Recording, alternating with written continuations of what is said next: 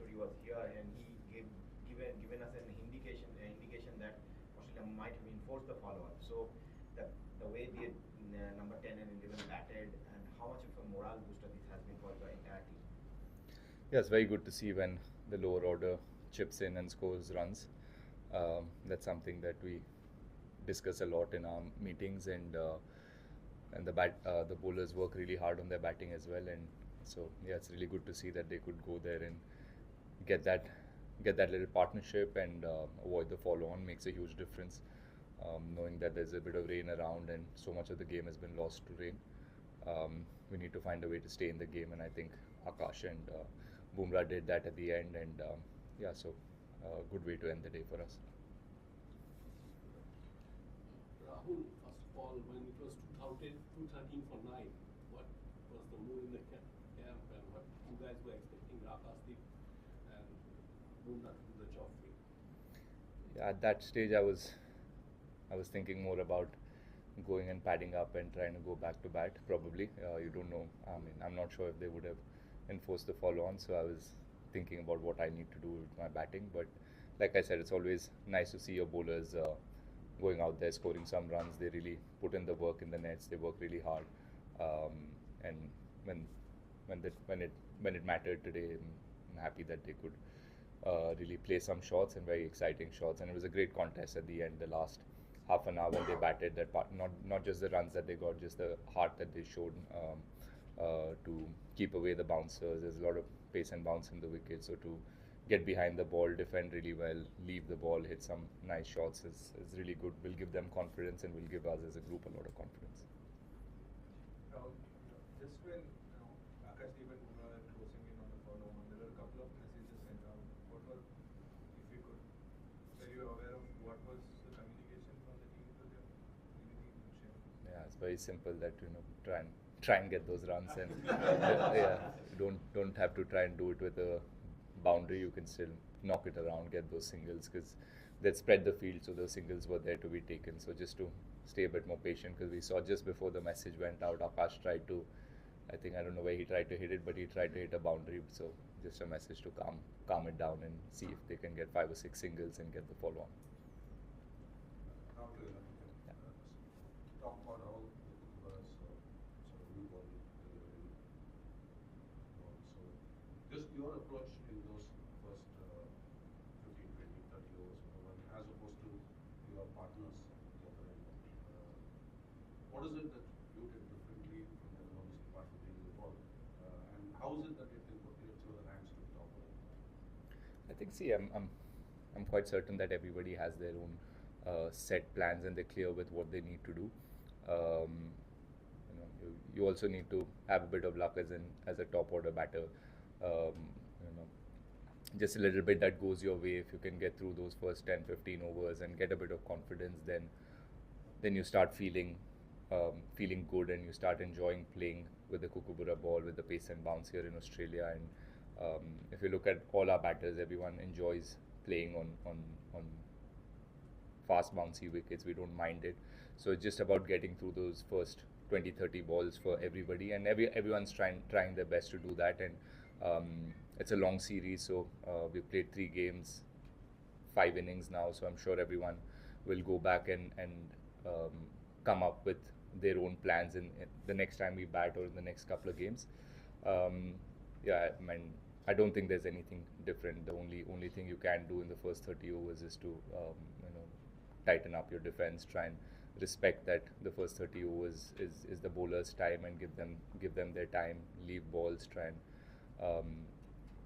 play as tight as possible, and then really try to cash in on the once the ball gets older. So that's my plan, and that's pretty simple, and I'm sure that's a plan for everybody. For some people it works on a given day, for some it doesn't. So we'll all come back again in the next innings and try harder. Rahul, how important is leaving the ball to you as an opening batter? Because even Brisbane, a good length ball was kind of kicking up, you got hit and got close.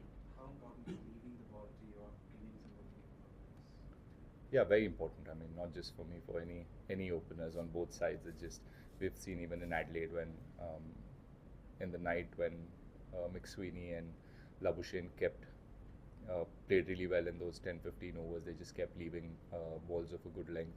That's a good thing about playing here in Australia. If you get used to the pace and bounce, you can trust the bounce and you can leave balls on bounce, and that's something that they showed us in the last game, and they did that really well.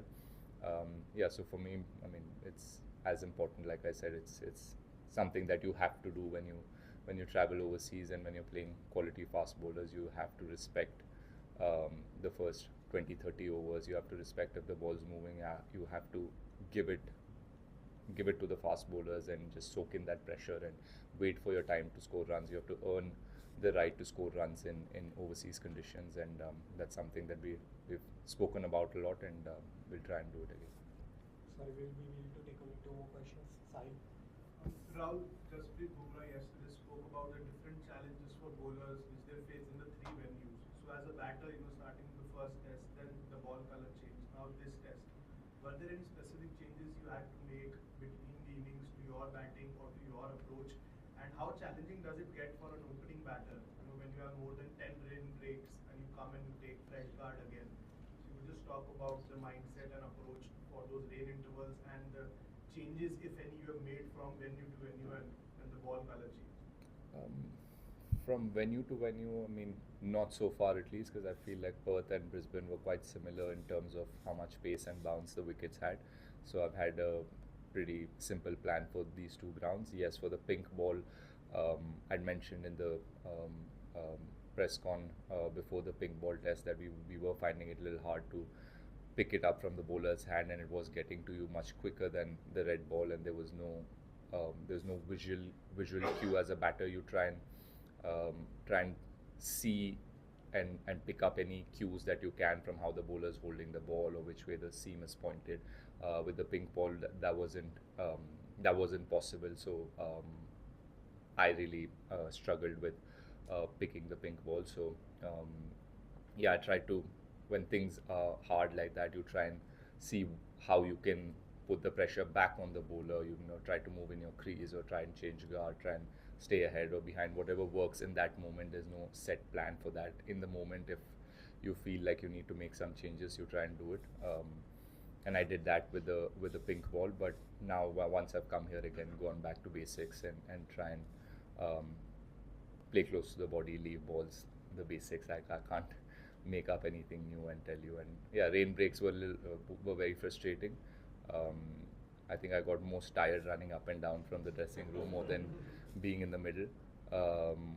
Yeah, but it was a challenge. I mean, it wasn't easy for us. I'm sure it wasn't easy for them as well to keep going on for a couple of overs, go back, sit in the dressing room, change again, come back. So it was a frustrating day for both teams. But yeah, it is what it is.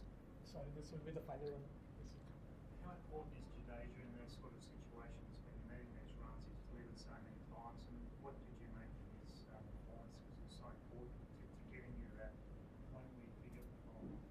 Yeah, I mean, he was brilliant today, and he has been brilliant batting down the order for us for many years.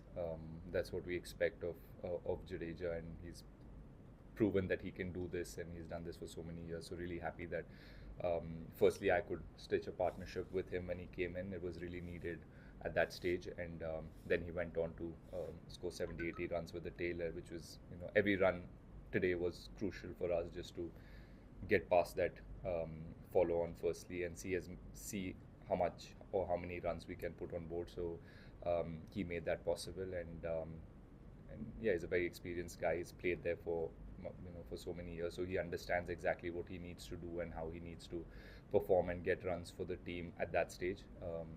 Often it's only Jadeja's bowling that's spoken about, but I think he's been a great performer even with the bat. He has a really solid technique, and I enjoy batting with him. I enjoy watching him play and watching him train at practice. He seems to have his game plan really simple and really sorted. So really happy that he could come into the team and do the job for us. Thank you. Thank you.